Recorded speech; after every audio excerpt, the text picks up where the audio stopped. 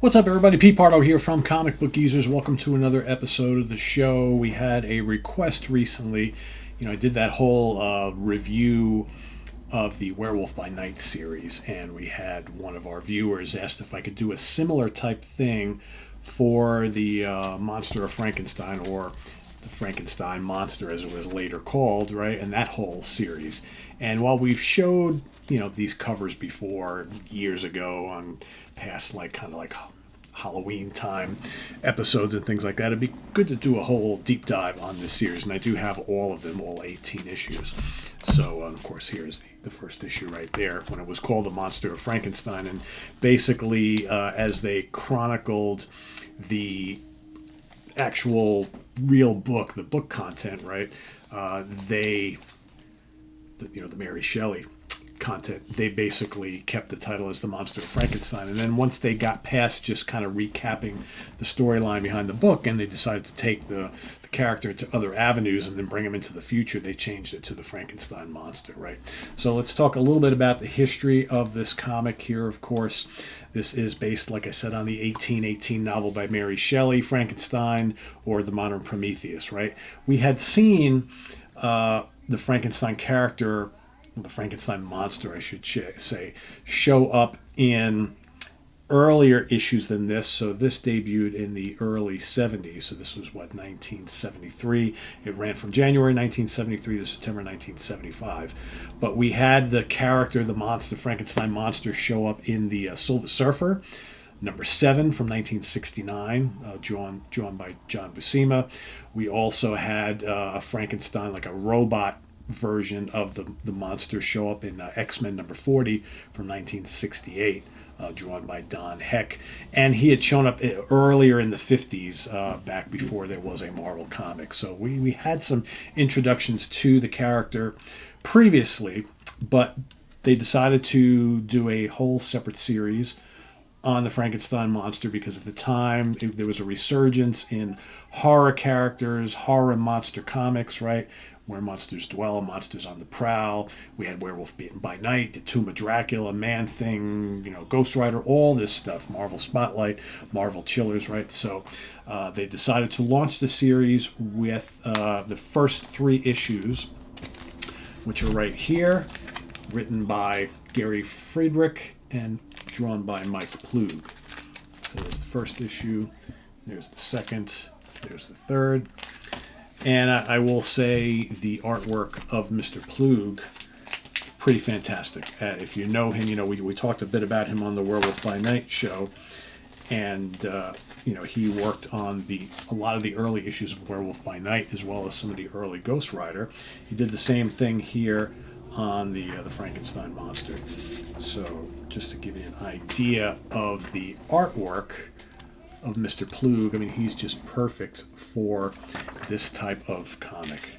He is the horror guy. Let's get to the heart of the matter here. I'll open up a bunch of these just so you can kind of get a feel for it. But look at this, just dripping with gothic menace. All right, kind of kept it as true to the Universal look for Boris Karloff, but as you can tell, there's also a little mix of Hammer of Christopher Lee there. Such a good artist. Very similar in a sort of a way to Bernie Wrightson over at DC Comics. So here, here again, the first 3 issues were basically taking a look at the events that happened in Mary Shelley's book in The Modern Prometheus. As I drop the issue here. All right, so again, that continues in part 2, or issue number 2. Again, we've got here the bride, right? Because we're following the book, creates woman. All right.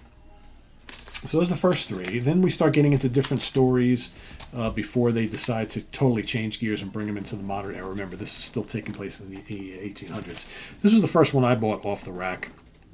Issue number 4. So this is an original from the rack, bought in 1973. Again, great Ploog cover. Let's take a look at this. I had a bunch of these early on, and then, you know, when I started recollecting again in the 90s and the early 2000s, I went and just finished up the rest of the series. So here, again, Mike Ploog, inked by John Veerporten. I think Ploog did a lot of the inking himself on many of these.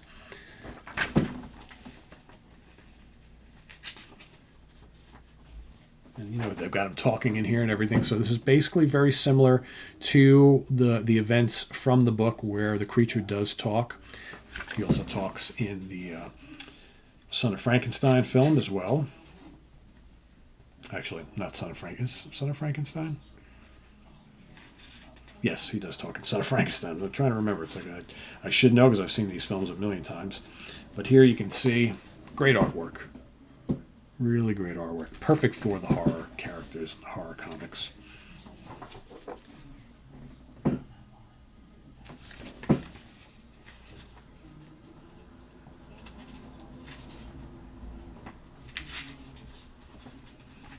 This is kind of cool because I'll show you a page and then we got an ad for the Zombie, Tales of the Zombie, Black and White magazine, another terrific horror comic from the same time. So again, that was issue number 4. And Ploog would work on these up until, I believe it was issue number, so here we got more Ploog. This is number 5. Number 6, I believe, let's see, I don't remember where John Buscema took over here. But let's take a look on the inside here.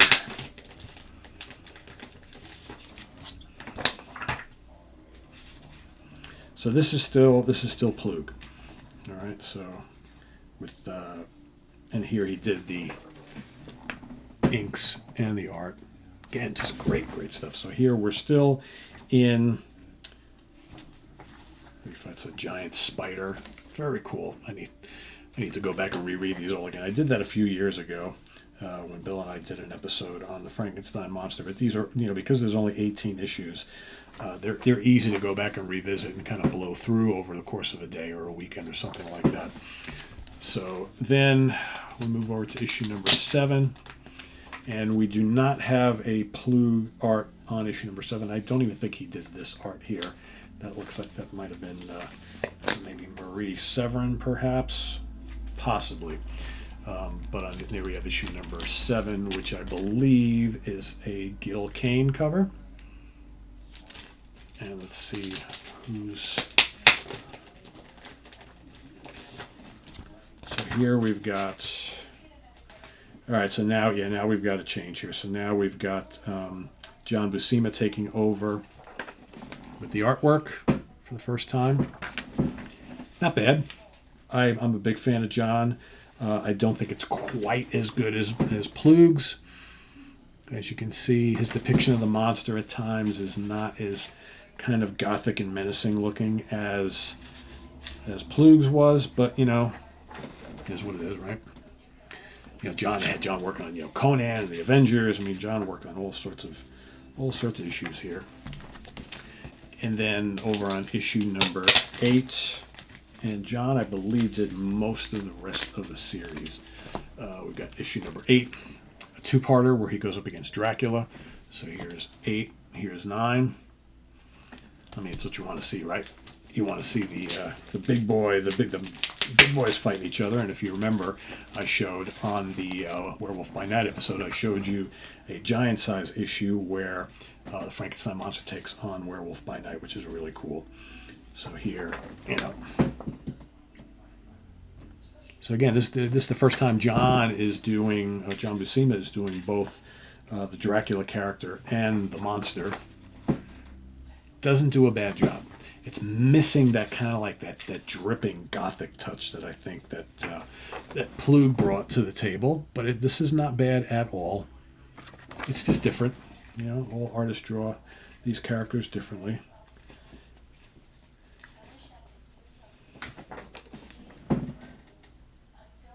Okay, and then of course that leads into the second part of this, the fight against Dracula.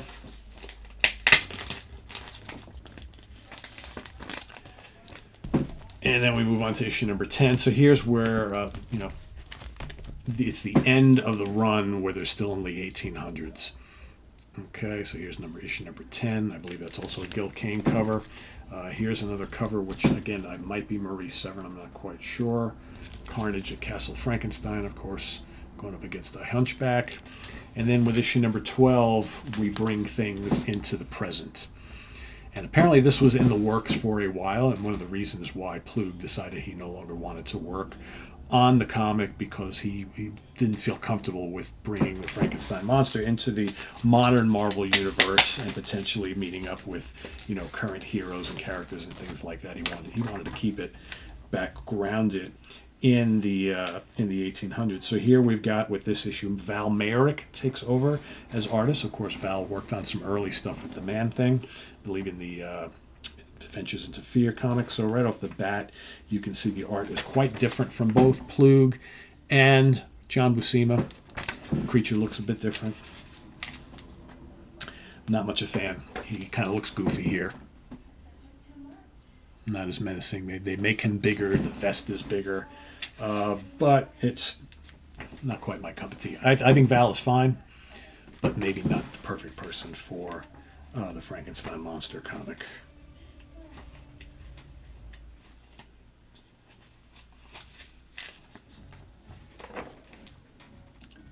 And, you know, bringing the character into the modern times, not the greatest of ideas. From what I understand, this series was much more successful early on. It's once they brought him into the modern time, and again, just switching artists constantly like they were doing with everything around this time, didn't do it any favors. That's a Gil Kane cover. I believe this is also another Gil. I think most of these are Gil Kane covers coming up. These stories are not quite as memorable. It's just each issue, well, let's bring different monsters and people for him to run up against and fight. It got a little less interesting as it went on. So here's issue number 15, 16. I'll open up to issue 17. I also bought this one off the rack. And then issue number 18, right here, the finale. This is the final one right there. Let's open up this one here where he's fighting this kind of like robot creature. So again, number 17. Here we've got Val Mayerick working with Bob McLeod. You know, again, there's a softer look to the creature, which I don't particularly care for. He's also, in a lot of these, he's not featured all that much in the issues. They're bringing in all these side characters, and it takes the impact of what the original Frankenstein series was all about. He becomes very, very sympathetic, which again, that is part of the book. But each issue is more him. All right, let's give him someone else to fight. And again, questionable art, dwindling sales, ultimately killed this comic at issue number 18. So, you know, as you can tell, I'm a huge fan of the Frankenstein monster creation. Love the films, love these comics, love all his appearances in other places. He also showed up, like I mentioned before, in the Avengers, showed up in, was it Marvel 2-in-1 or Marvel Team Up with, I forget which one was the Spider-Man or with the Thing.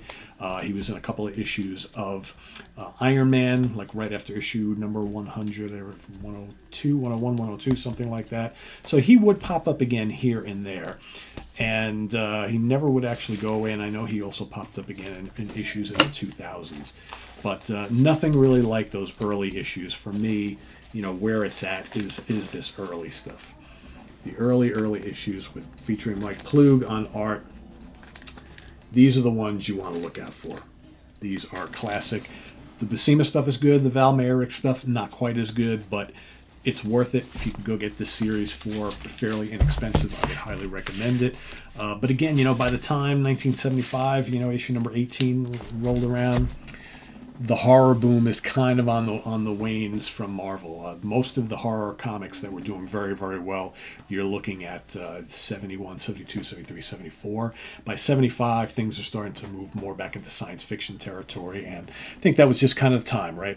The character also, though, would show up in some of the black and white magazines, Legion of Monsters and some of the other ones. So I think he would show up in 3 or 4 issues there. So, and I highly recommend those if you can get your hands on any of those Marvel black and white magazines. Some really good stuff there as well. So there you have it. The Monster of Frankenstein, the Frankenstein Monster. It was called both during the series. 18 issues, 1973 to 75, 2-year run. Let us know what you think of these down in the comments below. Any memories you have of the Frankenstein Monster, and let us know if there's any you're missing in your collection. Put them down there, and we'll see you soon here with more stuff. I am P. Pardo. Please subscribe if you haven't already, and click on that notification bell so you get alert of all of our content as a post. And please do hit the like button before you leave. You also have the link down below to the Sea of Tranquility merch page. You can get a Comic Book Users t-shirt and a coffee mug. Wear it proudly, show it off, tell your friends about us, and we'll see you soon here with more stuff. I'm P. Pardo. Thanks for watching, everybody. Bye-bye.